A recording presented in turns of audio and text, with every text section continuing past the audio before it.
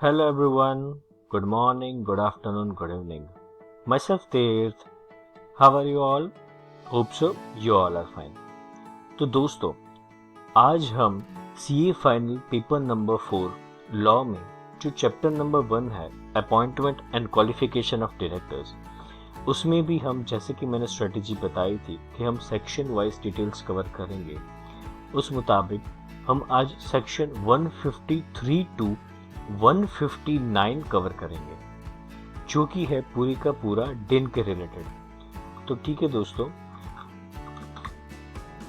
जैसे कि यहाँ पे ICA का स्टडी मटेरियल है, उसमें सेक्शन 153 टू 159 डिन के रिलेटेड, उसमें पूरे का पूरा यहाँ पे डिटेल्स कवर किया हुआ है, जो कि जिसमें इररिलेवेंट चीज़ें भी दी हुई है और अननेसेसरी बहुत सी डिटेल में दिया हुआ है इंफॉर्मेशन, जो हम शॉर्ट में समराइज्ड वे में करेंगे मेरे नोट्स के through.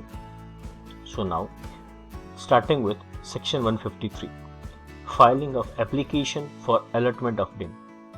Every applicant who intends to be appointed as a director of existing company shall make an application in DIR 3 to central government.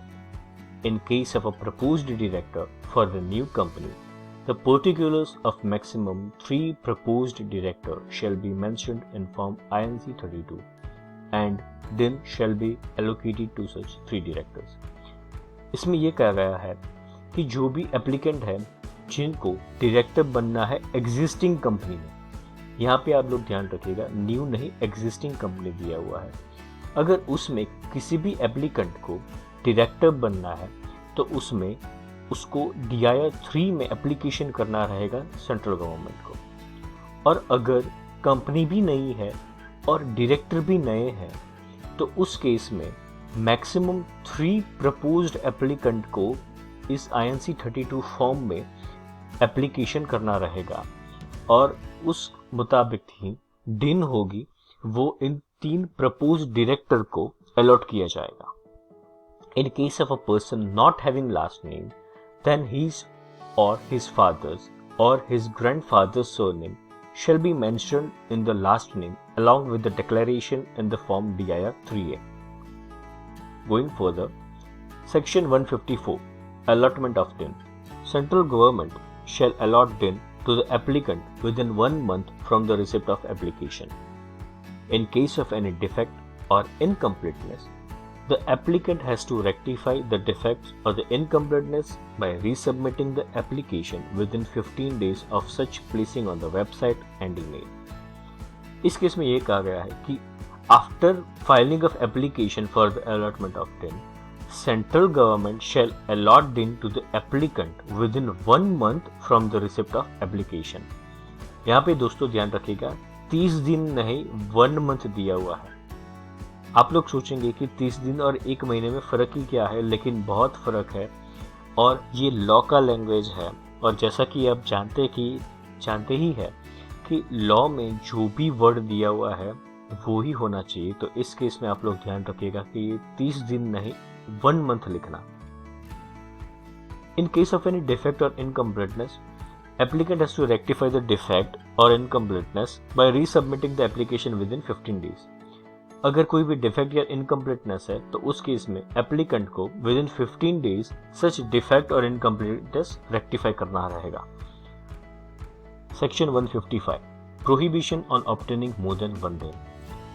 किसी भी डायरेक्टर को एक से ज्यादा डिन नहीं लेना है।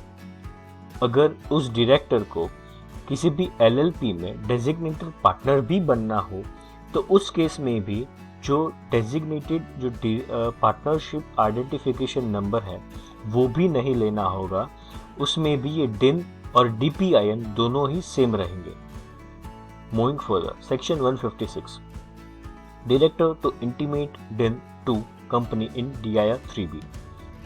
Every existing director shall within 1 month of the receipt of DIN from the central government intimate his DIN to the company or companies in which he is a director. इसमें यह कहा गया है कि जो भी एग्जिस्टिंग डायरेक्टर है, अगर उसने एप्लीकेशन किया हुआ है DIN का और सेंट्रल गवर्नमेंट ने अगर विद इन 1 मंथ उसका दिन भी अलॉट कर दिया है, तो सच डायरेक्टर को within 1 month of the receipt of DIN from central government उसका जो भी दिन रहेगा वो कंपनी या फिर companies in which he is already existing director उसको इंटीमेट करना रहेगा। Okay, so next section 157, company to intimate DIN to registrar in DIR 3C। Every company shall within 15 days of the receipt of intimation of DIN under section 156 furnish the DIN to the registrar। आप लोग यहाँ पे ध्यान रखिएगा कि जो भी existing director है उसको विद इन 1 मंथ उसका DIN कंपनी या फिर कंपनीज को इंटीमेट करना रहेगा। और इस केस में after receiving such DIN from such existing director, every company shall within 15 days of the receipt of DIN under section 156 furnish the DIN to the registrar। यहाँ पे एग्जिस्टिंग डायरेक्टर को वो DIN उस कंपनी या फिर companies को intimate करना रहेगा इन DIR 3B with in 1 month, और उसी कंपनी और कंपनीज को within 15 days of the receipt of intimation under section 156 from such director वो दिन को रजिस्ट्रार को इंटीमेट करना रहेगा इन DIR 3C। यहाँ पे 1 मंथ है और यहाँ पे 15 डेज है। प्लीज आप लोग यहाँ पे ध्यान रखिएगा। In case of failure, company shall be liable to pay penalty of 25,000 and in case of continuing failure with further penalty of 100 for each day after first during which such failure continues subject to maximum of 1 lakh. यहाँ पे every defaulting officer को भी वही penalty है जो कि यहाँ पे दी गई है, दोनों में सेम ही पेनल्टी है, कंपनीज को भी और डिफॉल्टिंग ऑफिसर को भी। Liable for a penalty of 25,000 and in case of a continuing failure 100 for each day maximum to 1 lakh. Now moving further, section 158, obligation to indicate DIN in return information और particulars. किसी भी company जिसमें ये director है, अगर उस company का कोई भी रिटर्न हो, इंफॉर्मेशन हो या फिर पर्टिकुलर्स हो, उसमें सच डायरेक्टर को DIN मेंशन करना कंपलसरी है। Moving further, section 159, punishment for the contravention of section 152, 155 and 156। Penalty up to 50,000 and in the case of a continuing failure with a further penalty of 500 for each day after first during which such failure continues। दोस्तों आप लोग यहाँ पे ध्यान रखिएगा कि सिर्फ section 152, 155 and 156 के केस में ही पेनल्टी 50,000 है और further penalty in case of a continuing failure 500 for each day है। और इस केस में जो भी डिफॉल्टिंग कंपनी या फिर डिफॉल्टिंग ऑफिसर है उसको 25,000 या फिर 100 for each day maximum to 1 lakh penalty रहेगा। Moving further, rule 12, intimation of change to central government. Every individual who has been allotted DIN in the events of any change in particulars intimate such change to central government within the period of 30 days of such changes in DIR 6. Concerned individuals shall also intimate the change in the particulars to the company or companies in which he is a director within 15 days of such change. इसमें ये कहा गया है कि अगर किसी भी individual को जो भी पहले DIN एलोकेट किया गया था लेकिन उसके बाद कोई भी पर्टिकुलर्स में कोई चेंज है तो वो चेंज सेंट्रल गवर्नमेंट को with in period of 30 days intimate करना रहेगा इन DIR 6। और सच कंसर्न्ड इंडिविजुअल को भी वो जो भी चेंज इन पर्टिकुलर्स रहेगा वो जो भी कंपनी और कंपनीज है जिसमें वो ऑलरेडी एग्जिस्टिंग डायरेक्टर है उसमें भी within 15 days of such change intimate करना रहेगा। ओके दोस्तों, this was my time. Hope you find this video useful. In case of any query और suggestion please do comment in the comment section below. Also please like and share the video with your friends and colleagues. Also, please do subscribe to my channel for more of such useful videos. Also, don't forget to click the bell icon to stay tuned and connected with us.